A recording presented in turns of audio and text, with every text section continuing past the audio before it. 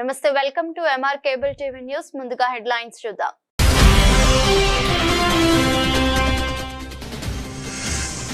Nandyal Nalanda junior college విద్యార్థులకు మహిళా చట్టాలు, చైల్డ్ మ్యారేజ్ శక్తి యాప్పై అవగాహన.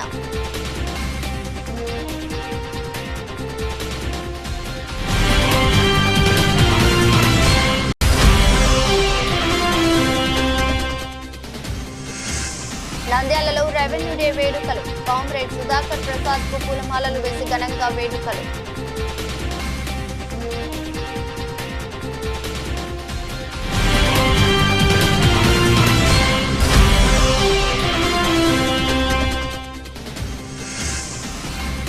సిఆర్పి భవానీపై దాడి చేసిన సిఓ లక్ష్మీ కుమారిపై వెంటనే చర్యలు తీసుకోవాలి.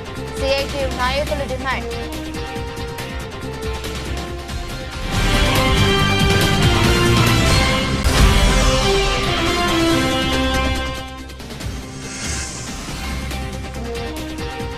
నంద్యాలలో కింగ్ కేఫ్ హోటల్లో దొంగలు హల్చల్. నగదు, చక్కెర, బెల్లం, సిగరెట్ ప్యాకెట్లు చోరీ.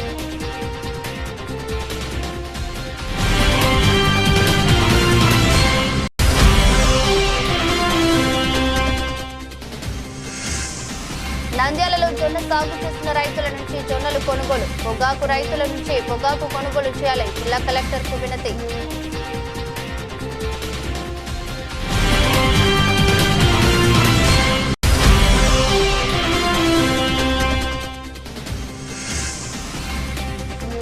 Nandyal State bank of India 70వ వార్షికోత్సవ స్టాఫ్ యూనియన్ ఆధ్వర్యంలో రక్తదాన శిబిరం.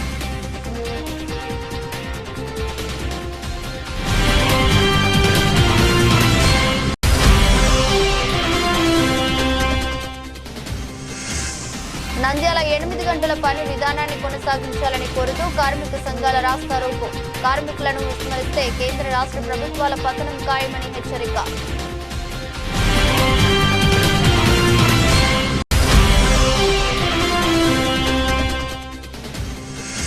యోగాంధ్ర కార్యక్రమానికి పకడ్బందీ ఏర్పాట్లు చేయండి. జిల్లా వ్యాప్తంగా 8.5 లక్షల మంది యోగాంధ్రలో భాగస్వామ్యం. జిల్లా కలెక్టర్ శ్రీమతి రాజకుమారి గన్య. నంద్యాల నలంద జూనియర్ కాలేజ్ విద్యార్థినులకు మహిళా చట్టాలు, చైల్డ్ మ్యారేజ్ మరియు శక్తి యాప్పై మహిళా పోలీస్ స్టేషన్ సిఐ జయరాం ఆధ్వర్యంలో అవగాహన సదస్సు నిర్వహించారు. జిల్లా ఎస్పీ సార్ ఆదేశాల మేరకు డిస్ట్రిక్ట్ హెడ్ క్వార్టర్ శక్తి టీం ఇన్ఛార్జి సిఐ జయరాం మరియు మహిళా పోలీస్ స్టేషన్ సిబ్బంది జూనియర్ కాలేజ్ ఆడపిల్లలకు శక్తి టీం పై అవగాహన కల్పిస్తూ 112 మరియు 1930 child marriage S1 stop centre ప్రాధాన్యత పోక్సో చట్టాలపై అవగాహన కల్పించారు. కాలేజీ నందు కొంతమంది ఆడపిల్లలకు వారియర్స్ గా చేర్చుకుని వాళ్ళ 5 మందికి ఒక మెంటర్ మహిళా కానిస్టేబుల్ లో నియమించడం జరిగిందని, కాలేజీలో ఏదైనా సమస్యలు ఉంటే మహిళా కానిస్టేబుల్ కు తెలియజేస్తే ఆ సమస్యలను వెంటనే పరిష్కరిస్తామని, ఏదైనా కాలేజీలో ఈటీజింగ్ గానీ గ్యాంగింగ్ గానీ జరిగితే అటువంటి సమాచారాన్ని పోలీసులకు చేరవేయాలని చెప్పారు. ఆడపిల్లలకు సంబంధించిన ఫోన్ లో శక్తి యాప్ లో డౌన్లోడ్ చేసుకోవాలని చెప్పే అవేర్నెస్ ప్రోగ్రాం ద్వారా తెలపడం జరిగింది. రాజశ్రీ ఎస్పీ నంద్యాల వారి ఆధ్వర్యంలో వాళ్ళ సూచన మేరకు ఉమెన్ సేఫ్టీ, చైల్డ్ సేఫ్టీ దానిలో భాగంగా అవేర్నెస్ ప్రోగ్రామ్ కండక్ట్ చేస్తున్నాము.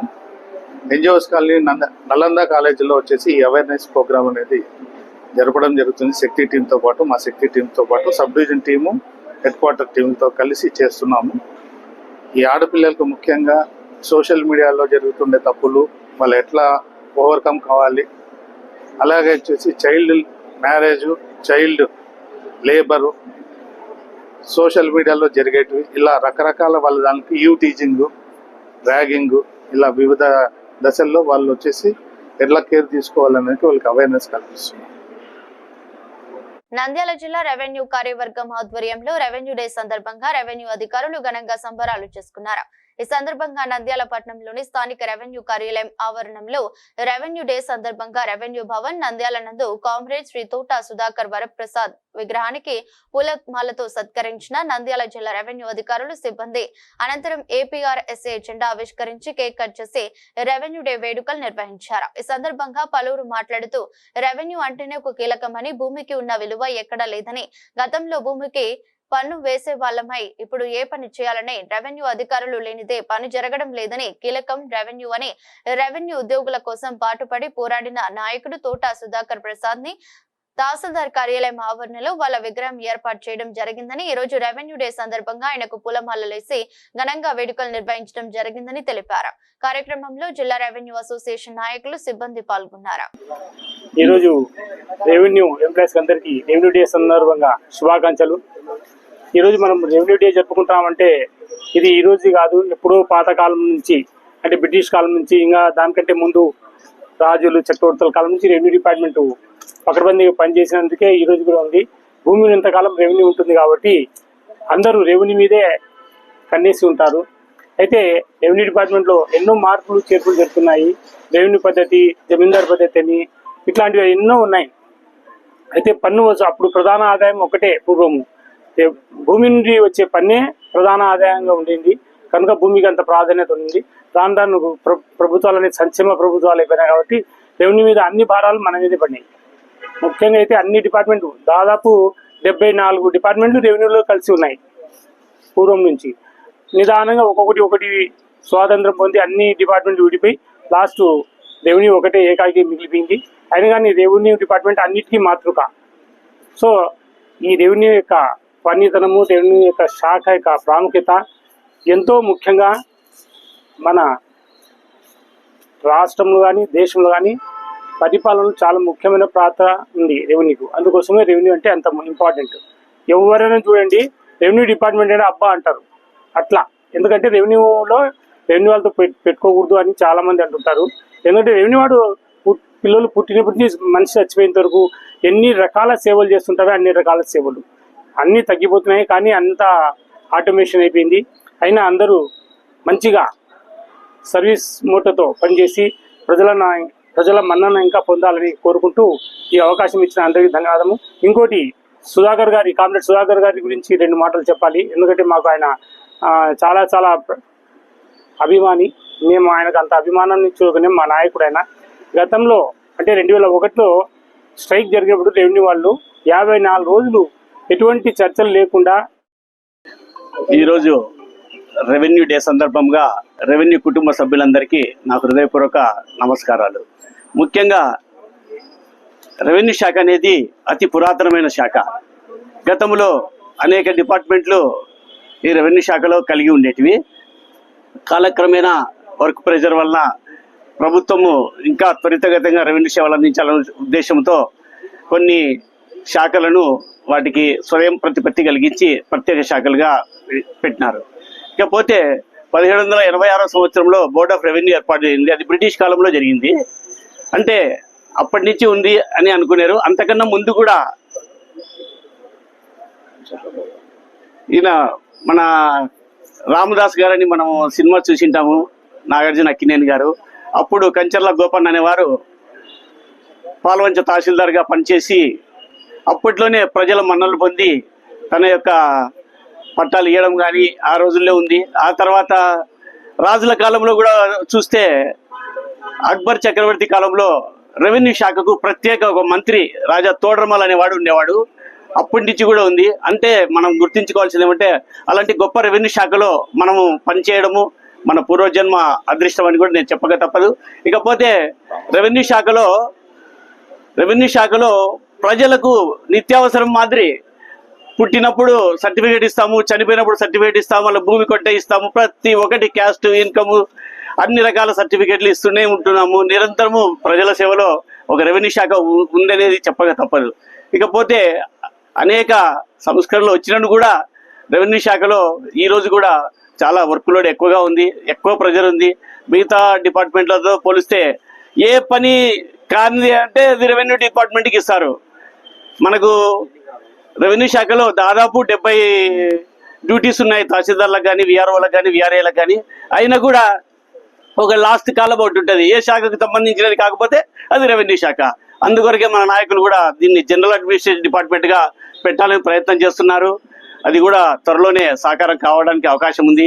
తద్వారా అనేక ఉపయోగాలు ఉంటాయని తెలియజేస్తూ ఈ అవకాశం ఇచ్చిన నంద్యాల ఆర్పి భవానీ పైన దురుసుగా ప్రవర్తించి ఇబ్బందులకు గురి చేసిన ఆర్పి షేక్ రహమత్ బీను 30,000 ఇవ్వాలని లేకుంటే విధుల నుంచి తొలగిస్తామని బెదిరించిన సిఓ లక్ష్మీ కుమారిపై చర్యలు తీసుకోవాలని కోరుతూ సిఐటియు నేతలు Nandyal municipal chairperson Mabunnisa MEPMA CMM శోభకు వినతి పత్రం అందజేశారు.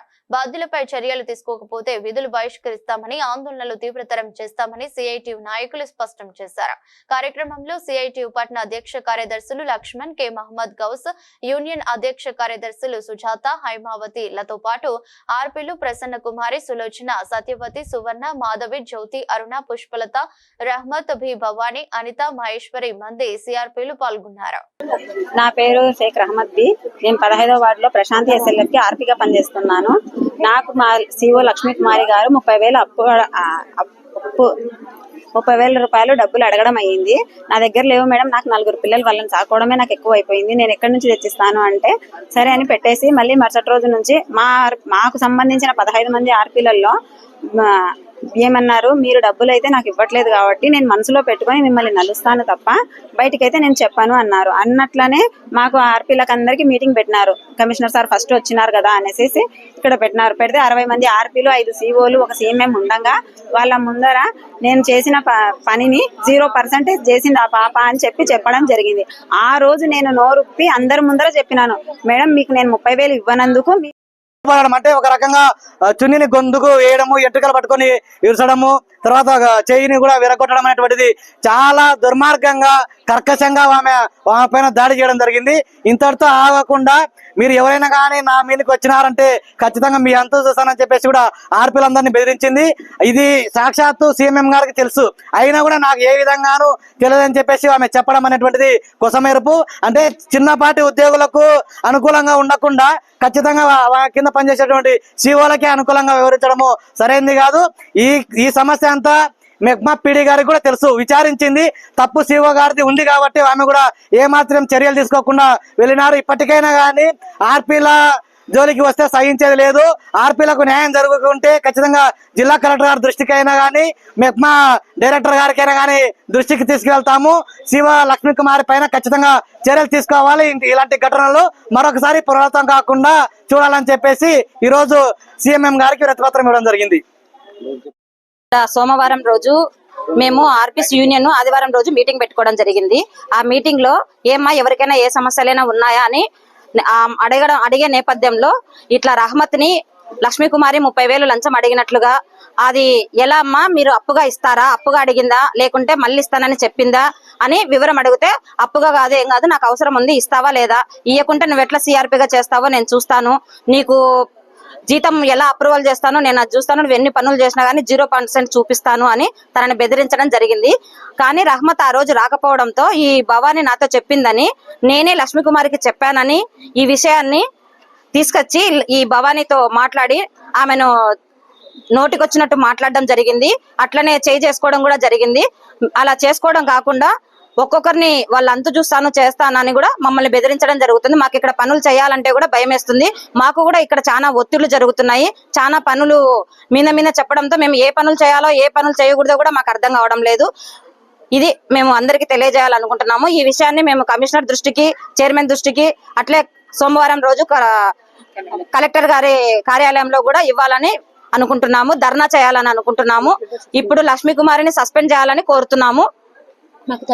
నంద్యాల పద్మావతి నగర్ లో కింగ్ కేఫ్ హోటల్లో దొంగలు హల్చల్ చేశారు. 25,000 నగదు, చక్కెర, బెల్లం, సిగరెట్ ప్యాకెట్లు చోరీకి గురి కావడంతో పోలీస్ స్టేషన్ కు పరుగులు తీసిన యాజమాని పురుషోత్తం వివరాలు కలిసే నంద్యాల పట్టణంలోని పద్మావతి నగర్ లో కింగ్ కేఫ్ హోటల్లో చోరీ చేసేందుకు అర్ధరాత్రి సమయంలో వెళ్లాడు. హోటల్లోకి అడుగు పెట్టిన తర్వాత దొంగ నేరుగా వంటగదికి వెళ్లగా అతనికి చక్కెర, బెల్లం, కాపు పొడి కనిపించాయి. క్యాష్ కౌంటర్ లో డబ్బులు, సిగరెట్ ప్యాకెట్లు, చక్కెర, బెల్లం చోరీ చేశాడు. దొంగ లోపలికి రాగానే ముందుగా తెలుపగా సీసీ కెమెరాలు రికార్డ్ అయ్యాయి. కాకుండా కరెంటు సప్లైను ఆఫ్ చేశాడు. అంతలోనే తను వచ్చిన పనిని ముగించుకుని వెళ్లాడు. హోటల్ యాజమాని పురుషోత్తం హోటల్ కి రాగానే చల్లా చెదరగా పడిపోవడంతో చూసి దొంగలు పడ్డారని గమనించి వెంటనే పోలీస్ స్టేషన్ లో ఫిర్యాదు చేశారు. నంద్యాల నడిబొడ్డులో ఉన్న పద్మావతి నగర్ ప్రధాన సెంటర్ లో హోటల్లో అర్ధరాత్రి దొంగలు పడ్డారని, మావి చిన్న బ్రతుకులు, పోలీస్ అధికారులు చోరీ జరగకుండా తగు చర్యలు తీసుకోవాలని ఆవేదన వ్యక్తం చేశారు. అదే నైట్ దొంగతనం జరిగింది సార్. ఇట్లా రాత్రి 1:50 నిమిషాలకి మొత్తము తాళాలన్నీ పలగొట్టి బ్యాక్ సైడ్ నుంచి వచ్చినాడు. బ్యాక్ సైడ్ నుంచి వచ్చి మొత్తం లాక్ ఓపెన్ చేసి అమౌంట్ తీసుకున్నాడు. 15,000 క్యాష్ పోయింది. ఫస్ట్ రోజు 10,000 పోయింది. మళ్ళీ 3 days గ్యాప్ ఇచ్చి మళ్ళీ 15,000 అమౌంట్ తీసుకొని వెళ్ళిపోయాడు. సిగరెట్స్ కూడా పోయినాయి. దాంట్లో సిగరెట్స్ మొత్తం డబ్బు క్యాష్ అంతా నగదు వచ్చేసి 15,000. మీ సీసీ కెమెరా వచ్చేసి ఆఫ్ చేసినాడు. మెయిన్ సర్కిల్లో మెయిన్గా ఆఫ్ చేసి దొంగతనానికి పాల్పడినాడు. దయచేసి పోలీస్ వారు నిఘా ఉంచాలని కోరుకుంటున్నాను. Padmavati Nagar Kings cafe road పైన ఉండి కూడా ఇంత జరుగుతుందంటే అరాచకం. గస్తీ కాస్తున్న పోలీసులకే తెలియాలి.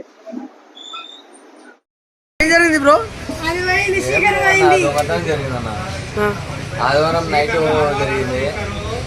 స్పీకర్ ఎత్తుకుపోయాడు, 10,000 క్యాష్ తీసుకుపోయాడు, సిగరెట్ తీసుకుపోయాడు. మళ్ళా 3 days గ్యాప్ ఇచ్చి నిన్న నైట్ గ్యాస్ ఎత్తుకుపోయాడు, 10,000 క్యాష్ తీసుకుపోయాడు, సిగరెట్స్ కానీ తీసుకుపోయాడు. మళ్ళీ ఇచ్చినాము. చక్కెర బెల్లం మొత్తం ఉండే అది ఒక్కటి తీసుకుపోయాడు. ఇంకా తర్వాత ఆ రోజు స్పీకర్ పోలీసులు కొంచెం పోలీసులు చూసి బాగా వాడిని పట్టుకుంటే బాగుంటుంది అని కోరుకుంటున్నాం. దాంట్లో కౌంటర్ లో 15,000 డబ్బులు పోయింది, ఇక్కడ 10,000 పోయింది, అది టేప్ రికార్డు పోయింది, గ్యాస్ పోయింది. నంద్యాలలో జొన్న సాగు చేసిన రైతుల నుంచి జొన్నలు కొనుగోలు చేసినట్టు పొగాకు రైతుల నుంచి పొగాకు కొనుగోళ్లను తక్షణం చేపట్టాలని రాయలసీమ సాగునీటి సాధన సమితి అధ్యక్షులు బొజ్జ దశరథరామిరెడ్డి జిల్లా కలెక్టర్ రాజకుమారికి విజ్ఞప్తి చేశారు. శుక్రవారం నంద్యాల జిల్లా కేంద్రంలో పొగాకు రైతులతో కలిసి ఆయన కలెక్టర్ కు రైతుల ఇబ్బందులను వివరించారు. రైతుల వద్ద ఉన్న పొగాకు కొనుగోలు చేపట్టకపోతే కౌలు రైతుల పరిస్థితి దయనీయంగా మారుతుందని బొజ్జ కలెక్టర్ కు చెప్పారు. ప్రభుత్వం తక్షణ చర్యలు తీసుకుని నంద్యాల జిల్లా రైతులను ఆదుకోవాలని నంద్యాల జిల్లా కలెక్టర్ రాజకుమారిని రాయలసీమ సాగునీటి సాధన సమితి అధ్యక్షులు బొజ్జ దశరథరామిరెడ్డి కోరారు. నంద్యాల జిల్లాలో పొగాకు పంట సాగుబడి 6 దశాబ్దాలుగా జరుగుతూనే ఉంది. పొగాకు పంటను వివిధ కంపెనీలు నంద్యాల, ఓర్వకల్లు, చిలకలూరిపేట తదితర కేంద్రాలలో కొనుగోలును కొనసాగిస్తున్నాయి.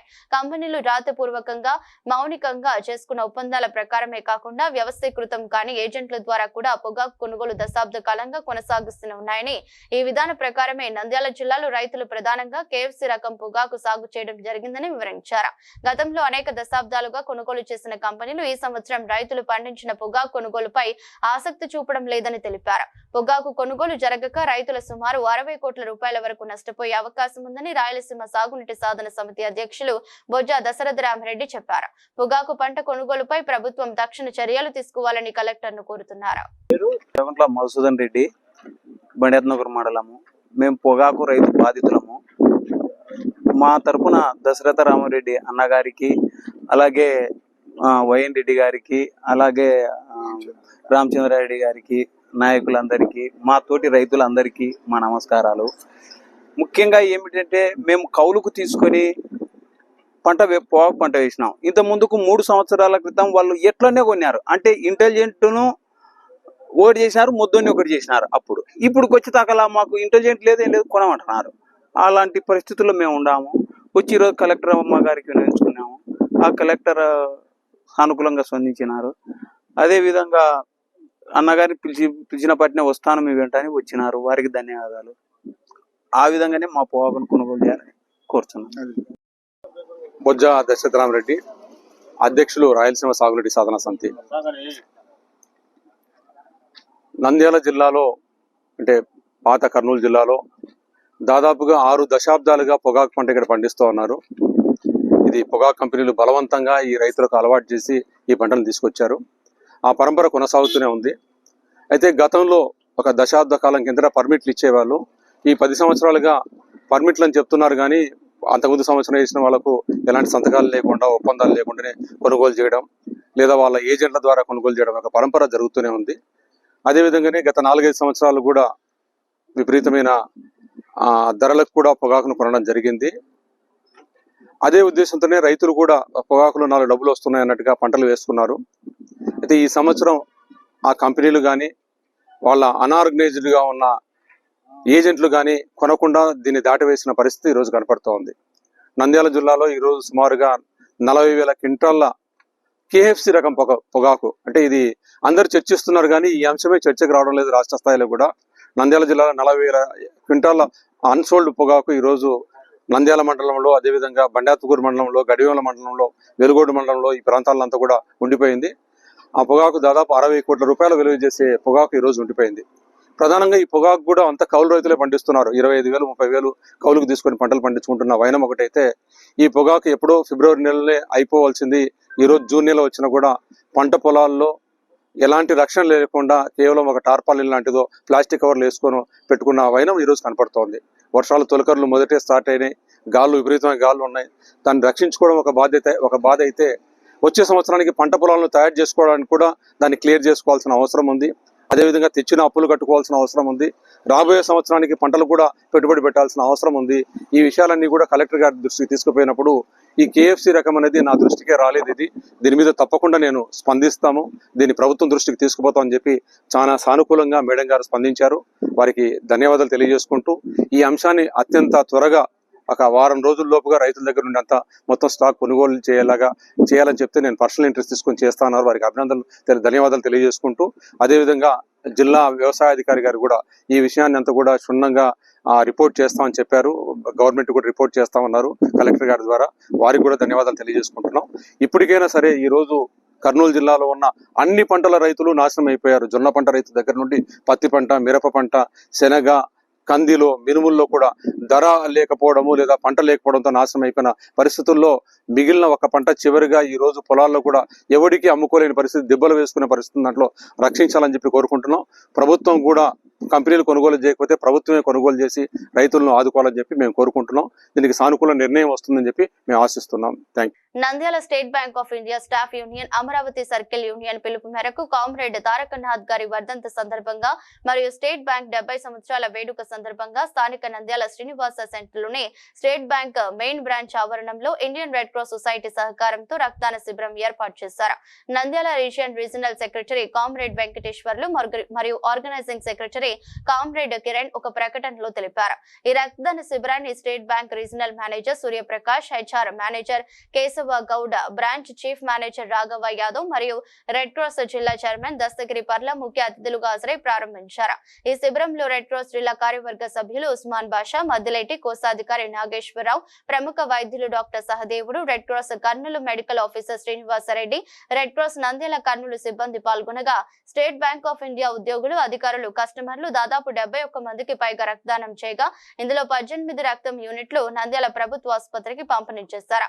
ఈ సందర్భంగా state bank of India staff union Nandyal regional secretary comrade Venkateswarlu మాట్లాడుతూ స్టేట్ బ్యాంక్ 70 సంవత్సరాల వేడుక సందర్భంగా దేశవ్యాప్తంగా 70,000 యూనిట్ల సేకరణ లక్ష్యంగా స్టేట్ బ్యాంక్, రెడ్ క్రాస్ సంయుక్తంగా రక్తదాన శిబిరాలు నిర్వహించడం జరుగుతుందని, అందులో భాగంగా ఈరోజు స్టేట్ బ్యాంక్ అధికారులు మరియు అమరావతి రీజనల్ స్టాఫ్ అసోసియేషన్ సంయుక్త ఆధ్వర్యంలో శిబిరం ఏర్పాటు చేయడం జరిగిందన్నారు. మాట్లాడుతూ కామ్రేడ్ తారకనాథ్ వర్ధంతి సందర్భంగా ఈరోజు స్టేట్ బ్యాంక్ నిర్వహించిన ఉద్యోగులు కూడా రక్తదాన శిబిరంలో పాల్గొన్నారని తెలిపారు. రెడ్ క్రాస్ చైర్మన్ దస్తగిరి పర్ల మాట్లాడుతూ స్టేట్ బ్యాంక్ వారి ఉద్యోగులు, అధికారులు కలిసి రక్తదానం చేయడం జరిగిందని, చాలా సంతోషమైన విషయం. రక్తదానం చేసిన వారందరికీ ధన్యవాదాలు తెలిపారు. ఏ శిబిరం నుండి నంద్యాల జిల్లాలో రెడ్ క్రాస్ ఆధ్వర్యంలో ఏర్పాటు చేసిన రక్త శిబిరాల నుండి నంద్యాల ప్రభుత్వ ఆసుపత్రికి 30% రక్తం యూనిట్లు ఉచితంగా పంపిణీ చేయడం జరుగుతుందని తెలిపారు. అంతేకాకుండా రెడ్ క్రాస్ లో రిజిస్టర్ చేసుకున్న తలసేమియా బాధితులకు రక్తం ఉచితంగా పంపిణీ చేయడం జరుగుతుందన్నారు. ఈరోజు రెడ్ క్రాస్ వారు దేశవ్యాప్తంగా చేస్తున్నారు. అందులో మన ఆంధ్రప్రదేశ్ రాష్ట్ర శాఖ గవర్నర్ గారు ప్రెసిడెంట్గా ఉంటారు. చాలా అన్ని జిల్లాల్లో కూడా స్టేట్ బ్యాంక్ వారు రెడ్ క్రాస్ ఆధ్వర్యంలో అద్భుతంగా జరుగుతున్నాయి. మాకు ప్రతిరోజు రిపోర్ట్ వస్తూ ఉంది. అలాగే మన నంద్యాల జిల్లాలో కూడా ఏర్పాటు చేయడము చాలా సంతోషకరమైన విషయం.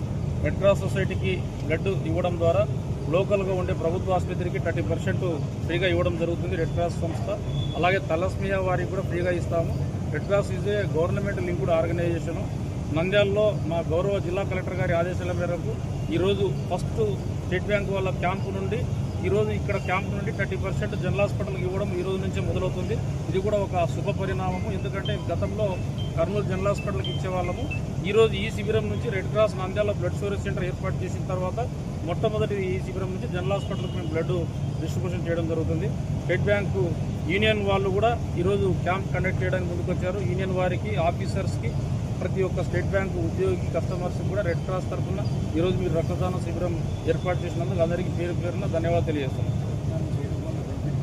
అలాగే రక్తదానం చేయడం వలన మనము రక్తం అనేది రాళ్ళు రప్పల నుండి తయారు కావు. తోటి మనిషి సహాయం చేస్తేనే రక్తం వస్తుంది.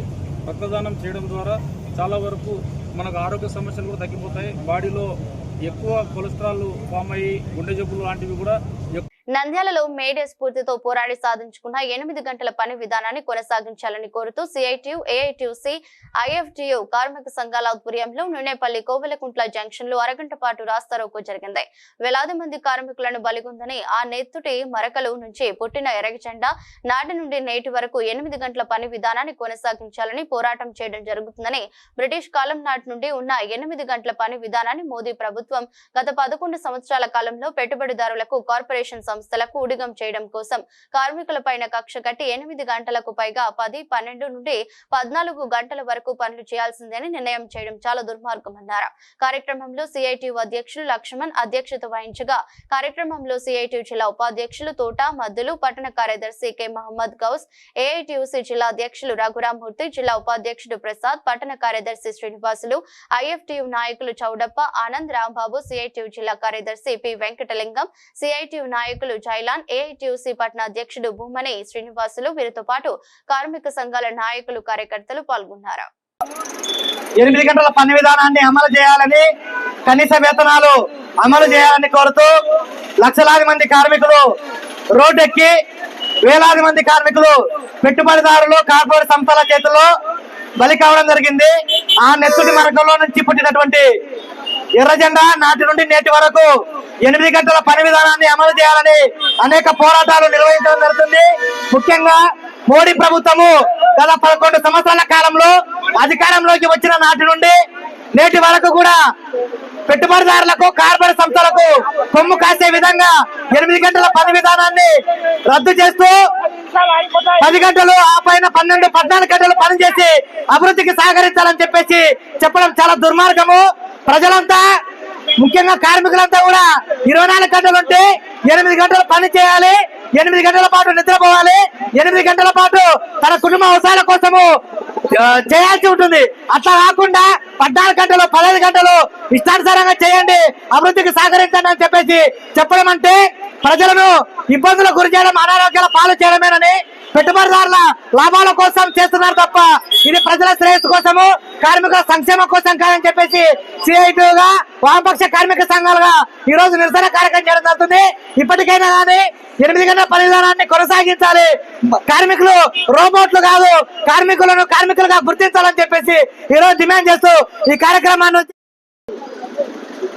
దేశవ్యాప్తంగా వామపక్ష కార్మిక సంఘాల ఆధ్వర్యంలో ఏఐటియుసి, సిఐటియు, ఐఎఫ్టియు జాతీయ కమిటీ పిలుపు మేరకు నరేంద్ర మోడీ కార్మిక వ్యతిరేక విధానాలపైన, రాష్ట్ర ముఖ్యమంత్రి కార్మిక విధానాలపైన ఈరోజు దేశవ్యాప్తంగా ఉద్యమం నడుస్తున్నది. ముఖ్యంగా చికాగో నగరంలో వేలాది కార్మికులు ప్రాణ త్యాగం చేసి 130 సంవత్సరాల క్రితం పోరాడి సాగినటువంటి 8 గంటల పని విధానాన్ని కేంద్ర ప్రభుత్వం నరేంద్ర మోడీ. నంద్యాల మార్కెట్ యార్డ్ లో ఈ నెల 21వ తేదీన 11వ అంతర్జాతీయ యోగా దినోత్సవ సందర్భాన్ని పురస్కరించుకుని జిల్లా వ్యాప్తంగా నిర్వహించే యోగాంధ్ర కార్యక్రమాలకు పకడ్బందీ ఏర్పాట్లు చేయాలని జిల్లా కలెక్టర్ జి రాజకుమారి శుక్రవారం సంబంధిత అధికారులకు ఆదేశాలు జారీ చేశారు.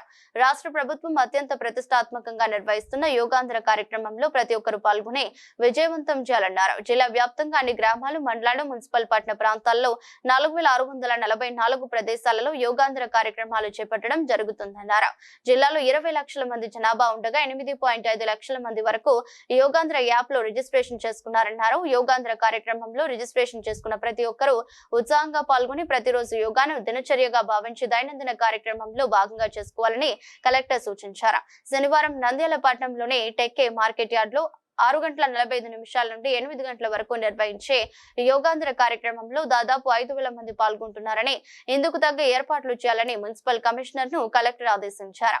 మార్కెట్ యార్డ్ లో 5 వేదికలతో పాటు గ్రిడ్స్, పారిశుద్ధ్యం, తాత్కాలిక టాయిలెట్స్, LED స్క్రీన్లు ఏర్పాటు చేయాలని మున్సిపల్ కమిషనర్ ను ఆదేశించారు. యోగా కార్యక్రమానికి హాజరయ్యే వారికి టీ-షర్ట్స్, క్యాప్స్ సరఫరా చేయాలని R&B జిల్లా పర్యాటక అధికారి మున్సిపల్ కమిషనర్లను ఆదేశించారు. విశాఖపట్నంలో ప్రధానమంత్రి పాల్గొనే కార్యక్రమాన్ని లైవ్ లింక్ ఇవ్వడం జరుగుతుందని, ఇందుకోసం LED స్క్రీన్ ఏర్పాటు చేయాలని మున్సిపల్ కమిషనర్ కలెక్టర్ ఆదేశించారు. కార్యక్రమానికి హాజరయ్యే సాధకులకు త్రాగునీరు, అల్పాహారం అందించేందుకు వీలుగా ఏర్పాట్లు చేసుకోవాలని కలెక్టర్ ఆదేశించారు. యోగా జరిగే ప్రాంతంలో వైద్య శిబిరాలను ఏర్పాటు చేయాలని DMHO ఆదేశించారు. గ్రిడ్ కు 50 మంది చొప్పున 2,000 మందికి గ్రిడ్స్ ఏర్పాటు చేసుకునేలా DRDA PDని కలెక్టర్ ఆదేశించారు. 50 మంది NCC, మరో 50 మంది NSS వాలంటీర్లను డిప్యూట్ చేయాల్సిందిగా సంబంధిత కమాండెంట్లను ఆదేశించారు. దివ్యాంగులకు ఒక ప్రత్యేక గ్రిడ్ ఏర్పాటు చేయాలని విభిన్న ప్రతిభావంతుల సంక్షేమ అధికారిని ఆదేశించారు. వార్తలు ముగించే ముందు మరోసారి హెడ్లైన్స్.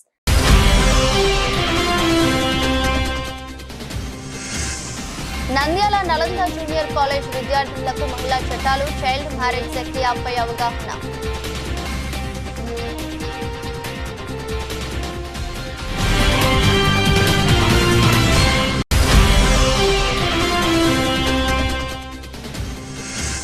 నంద్యాలలో రెవెన్యూ డే వేడుకలు. కామ్రేడ్ సుధాకర్ ప్రసాద్ కు పూలమాలలు వేసి ఘనంగా వేడుకలు.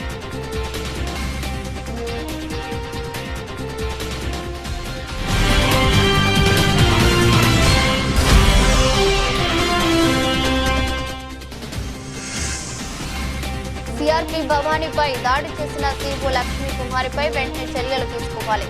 CITU నాయకులు డిమాండ్.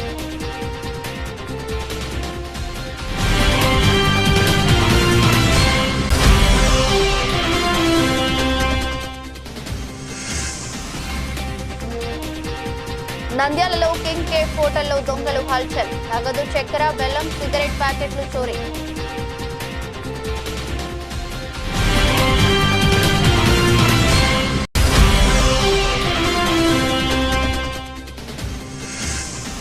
నంద్యాలలో జొన్న సాగు చేసిన రైతుల నుంచి జొన్నలు కొనుగోలు. పొగాకు రైతుల నుంచి పొగాకు కొనుగోలు చేయాలి. జిల్లా కలెక్టర్ కు వినతి.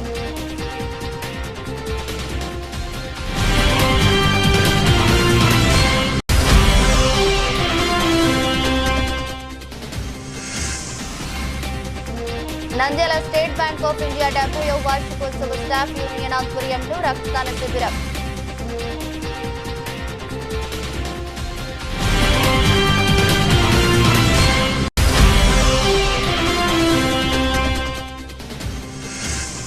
నంద్యాల 8 గంటల పని విధానాన్ని కొనసాగించాలని కోరుతూ కార్మిక సంఘాల రాస్తారోకో.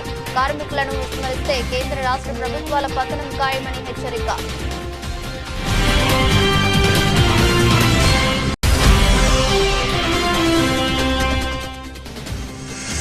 యోగాంధ్ర కార్యక్రమానికి పకడ్బందీ ఏర్పాట్లు చేయండి. జిల్లా వ్యాప్తంగా 8.5 లక్షల మంది యోగాంధ్రలో భాగస్వామ్యం. జిల్లా కలెక్టర్ శ్రీమతి రాజకుమారి గన్య. ఎదురెస్ట్ బులెటిన్ మరో బులెటిన్ లో మళ్ళీ కలుద్దాం. అంతవరకు సెలవు. నమస్కారం.